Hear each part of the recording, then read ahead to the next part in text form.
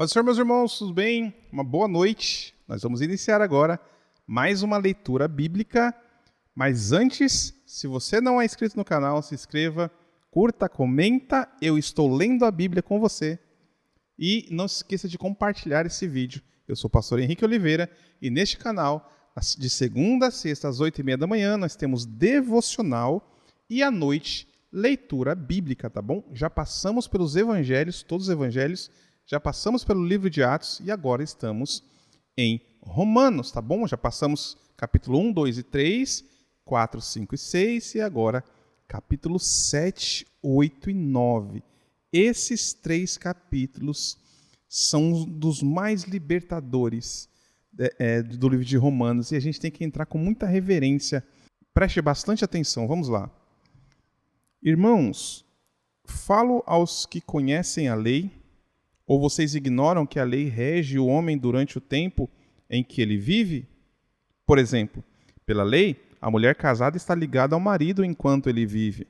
Mas, se o marido morrer, ela estará livre da lei que a unia ao marido.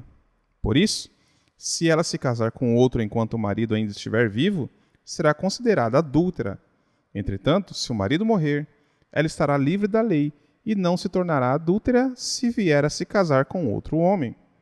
Assim, meus irmãos, vocês também morreram para a lei, por meio do corpo de Cristo, para pertencerem a outro, àquele que ressuscitou dentre os mortos, a fim de que possamos frutificar para Deus. Pois quando éramos controlados pela carne, as paixões pecaminosas despertadas pela lei atuavam nos membros do nosso corpo, de forma que dávamos fruto para a morte. Agora, porém, porque morremos para aquilo a que estávamos presos, fomos libertos da lei, para que sirvamos com um espírito novo, não por meio da antiga lei escrita. Que diremos então? A lei é pecado? De maneira nenhuma. Todavia, eu não saberia o que é pecado, a não ser por meio da lei. Na realidade, eu não saberia o que é cobiça se a lei não tivesse dito, não cobice. No entanto, o pecado, aproveitando a oportunidade dada pelo mandamento, produziu em mim todo tipo de cobiça, pois sem a lei o pecado está morto. Houve um tempo quando eu vivia sem a lei, mas quando o mandamento veio, o pecado reviveu e eu morri. De forma que o próprio mandamento destinado a produzir vida, na verdade, produziu morte. Pois o pecado, aproveitando a oportunidade dada pelo mandamento, enganou-me e por meio do mandamento me matou. De fato, a lei é santa e o mandamento é santo, justo e bom. Então, o que é bom se tornou em morte para mim?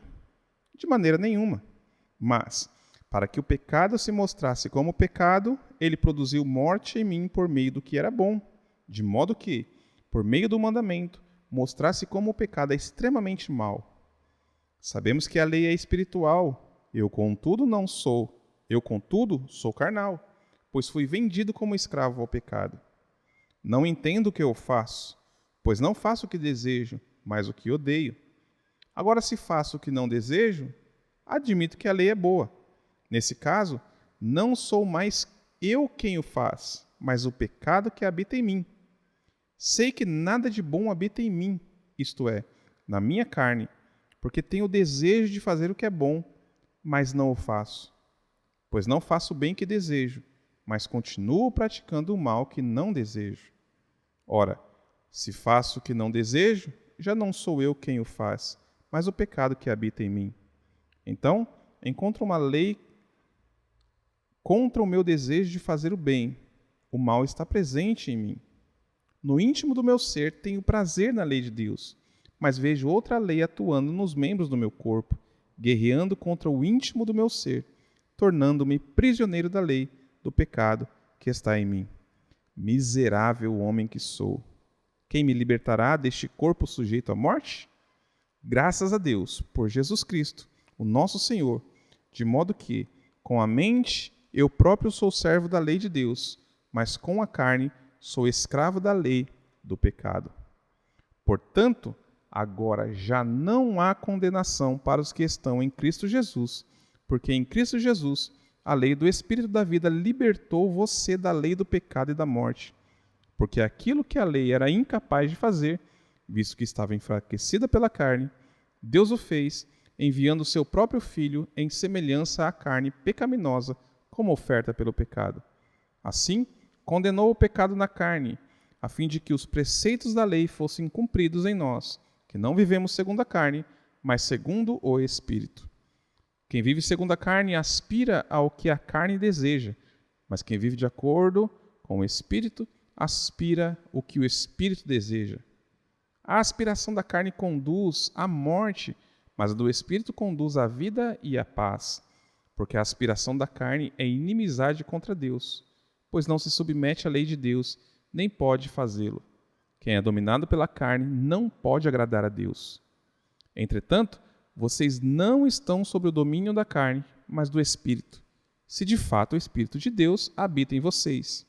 E se alguém não tem o Espírito de Cristo, este não pertence a Cristo. Mas, se Cristo está em vocês, o corpo está morto por causa do pecado, entretanto, o Espírito está vivo por causa da justiça. Agora, se o Espírito daquele que ressuscitou Jesus dentre os mortos habita em vocês, aquele que ressuscitou Cristo dentre os mortos também dará vida ao corpo mortal de vocês, por causa do Espírito dele que habita em vocês. Portanto, irmãos, somos devedores, não à carne, para vivermos sujeitos a ela. Pois se vocês viverem de acordo com a carne, morrerão. Mas se pelo Espírito fizerem morrer os atos do corpo, viverão. Porque todos os que são conduzidos pelo Espírito de Deus são filhos de Deus. Pois vocês não receberam um espírito de escravidão para novamente temerem, mas receberam o Espírito que os torna filhos por adoção, por meio do qual clamamos, Abba, Pai. O próprio Espírito testemunha ao nosso espírito que somos filhos de Deus. E se somos filhos, também somos herdeiros de Deus e co-herdeiros com Cristo. Se de fato sofremos com Ele, também com Ele seremos glorificados. Considero, pois, que os sofrimentos do tempo presente não podem ser comparados com a glória que em nós será revelada. A criação aguarda com grande expectativa que os filhos de Deus sejam revelados, pois a criação foi submetida à inutilidade, não pela sua própria escolha, mas por causa da vontade daquele que a sujeitou, na esperança de que a própria criação será liberta da escravidão que conduz à decadência, para receber a mesma glória, liberdade, a mesma gloriosa liberdade dos filhos de Deus. Pois sabemos que toda a criação geme em conjunto como se sofresse dores de parto até agora. Agora, não somente isso, mas nós mesmos, que temos os primeiros frutos do Espírito, gememos interiormente, esperando ansiosamente a adoção como filhos, a redenção do nosso corpo. Nessa esperança fomos salvos. Contudo, esperança que se vê não é esperança, pois quem espera por aquilo que está vendo? Entretanto, se esperamos o que não vemos, com paciência o aguardamos. Da mesma forma, o Espírito nos ajuda em nossa fraqueza, pois não sabemos como devemos orar, mas o próprio Espírito intercede por nós com gemidos inexprimíveis. E aquele que sonda o nosso coração conhece a mente do Espírito, porque o Espírito intercede pelos santos, de acordo com a vontade de Deus. Sabemos que todas as coisas contribuem juntamente para o bem de todos aqueles que amam a Deus, dos que foram chamados de acordo com o seu propósito. Pois aquele que de antemão conheceu, também os predestinou para serem conformes à imagem do seu Filho, a fim de que ele seja o primogênito entre muitos irmãos. Aos que predestinou, também chamou. Aos que chamou, também justificou. Aos que justificou, também glorificou. Que diremos, pois, diante dessas coisas? Se Deus é por nós, quem será contra nós? Aquele que não poupou o seu próprio Filho, mas o entregou por todos nós, como não nos dará graciosamente com ele todas as coisas? Quem fará alguma acusação contra os escolhidos de Deus? É Deus quem os justifica. Quem os condenará? Foi Cristo Jesus que morreu, e mais, que ressuscitou. Ele está à direita de Deus e também intercede por nós. Quem nos separará do amor de Cristo? Será tribulação, ou angústia, ou perseguição, ou fome, ou nudez, ou perigo, ou espada? Como está escrito, por amor de ti enfrentamos a morte o dia inteiro. Somos considerados como ovelhas destinadas ao matadouro. Mas em todas essas coisas somos mais do que vencedores por meio daquele que nos amou. Pois estou convencido de que nem a morte, nem a vida, nem os anjos, nem os demônios, nem o presente, nem o futuro, nem poderes, nem altura, nem profundidade, nem ninguém em toda a criação será capaz de nos separar do amor de Deus que está em Cristo Jesus, nosso Senhor. Esse capítulo 8 é incrível, é incrível. Depois estude o versículo a versículo, que você vai sentir uma alegria do Espírito Santo, com certeza. Digo a verdade em Cristo, não minto. A minha consciência o confirma no Espírito Santo. Tenho grande tristeza e constante angústia no coração, pois eu mesmo desejaria ser amaldiçoado, separado de Cristo por amor dos meus irmãos, os do meu povo, o povo de Israel. Paulo falando, né? Deles é a adoção de filhos, bem como a glória, as alianças, a concessão da lei e a adoração e as promessas. Deles são os patriarcas e deles o Cristo é descendente humano, o qual é Deus acima de todos, bendito para sempre. Amém. Não que a palavra de Deus tenha falhado, pois nem todos os descendentes de Israel são Israel. Nem por serem descendentes de Abraão são todos filhos de Abraão. Ao contrário, porque em Isaque a sua descendência será considerada. Em outras palavras, não são os filhos naturais que são filhos de Deus, mas os filhos da promessa é que são considerados descendentes de Abraão. Pois assim a promessa foi feita: no tempo devido, virei novamente e Sara terá um filho. Não somente isso, mas também os filhos de Rebeca tiveram o mesmo pai, o nosso pai Isaque. Todavia, antes que os gêmeos nascessem, ou fizessem qualquer coisa boa ou má, a fim de que o propósito de Deus conforme a eleição permanecesse, não por obras, mas por aquele que chama, foi dito a ela: o mais velho servirá ao mais novo. Como está escrito: amei Jacó, mas rejeitei Esaú. Então, que diremos? Acaso Deus é injusto? De maneira nenhuma, pois ele diz a Moisés: terei misericórdia de quem eu quiser ter misericórdia, e terei compaixão de quem eu quiser ter compaixão. Portanto, isso não depende do desejo nem do esforço humano, mas da misericórdia de Deus. Porque a Escritura diz ao faraó: eu o levantei exatamente com este propósito, mostrar em você o meu poder e para que o meu nome seja proclamado em toda a terra. Portanto, Deus tem misericórdia de quem Ele quer e endurece a quem quer. Contudo, alguns de vocês me dirá: então por que Deus ainda nos culpa? Pois quem resiste à sua vontade? Mas quem é você, ó homem, para questionar a Deus? Acaso aquilo que é formado pode dizer ao que formou: porque me fizeste assim? Não tem o oleiro autoridade sobre a argila para fazer do mesmo barro um vaso para propósitos especiais e outro para uso comum? E se Deus, querendo mostrar a sua ira e tornar conhecido o seu poder, suportou com grande paciência os vasos da sua ira, preparados para a destruição?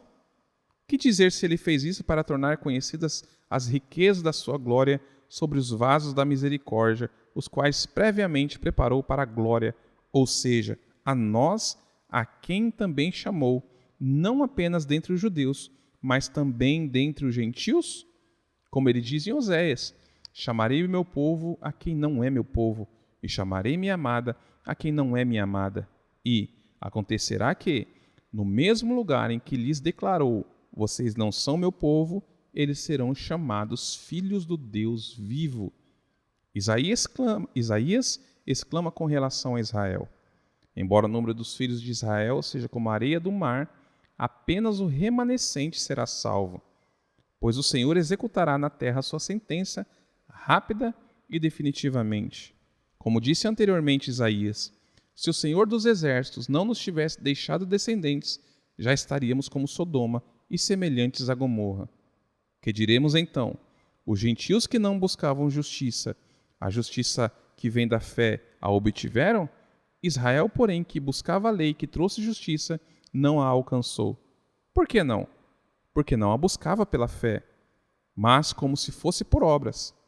Eles tropeçaram na pedra de tropeço, como está escrito: eis que ponho em Sião uma pedra de tropeço e uma rocha que faz cair.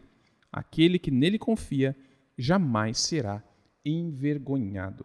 Capítulo 7, capítulo 8 e capítulo 9, capítulos poderosos. Aqui a gente está passando somente a leitura, né? Se você ficou com alguma dúvida, escreva nos comentários a sua dúvida, que a gente vai tentando sanar as dúvidas aí, tá bom? Nos devocionais a gente vai ter que trazer algumas coisas desses capítulos para a gente poder se aprofundar no texto, né?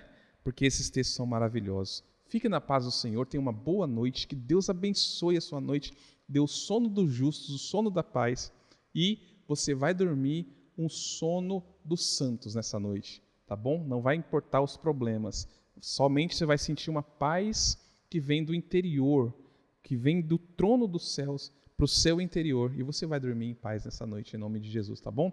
Deus abençoe a sua noite, e se Deus permitir, amanhã cedo, devocional, às 8h30 da manhã. Fique na paz do Senhor Jesus e boa noite. Tchau, tchau.